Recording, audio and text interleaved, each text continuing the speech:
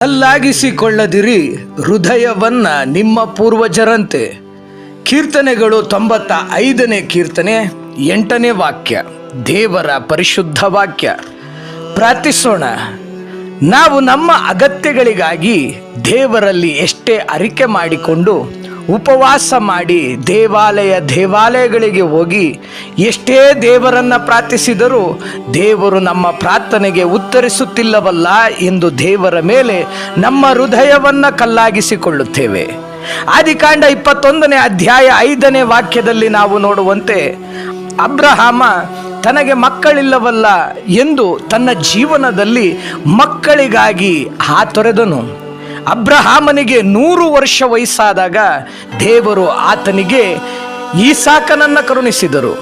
ದೇವರು ಅಬ್ರಹಾಮನನ್ನು, ನಿನ್ನ ಒಬ್ಬನೇ ಒಬ್ಬ ಮಗನಾದ ಈಸಾಕನನ್ನು ನನಗೆ ಸಮರ್ಪಿಸಿ ಬಿಡು ಎಂದು 100 ವರ್ಷ ವಯಸ್ಸಿನಲ್ಲಿದ್ದಂಥ ಅಬ್ರಹಾಮನನ್ನು ದೇವರು ಕೇಳಿದಾಗ, ಅಬ್ರಹಾಮನು ಪಡೆದಂತಹ ಆ ಈಸಾಕನನ್ನು ದೇವರಿಗೆ ಸಮರ್ಪಿಸಲು ಅಬ್ರಹಾಮ ಯೋಚಿಸಲೇ ಇಲ್ಲ.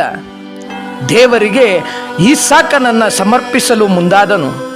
ಈ ಕಾರಣಕ್ಕೆ ಅಬ್ರಹಾಮ ವಿಶ್ವಾಸದ ಪಿತಾಮಹನಾದನು.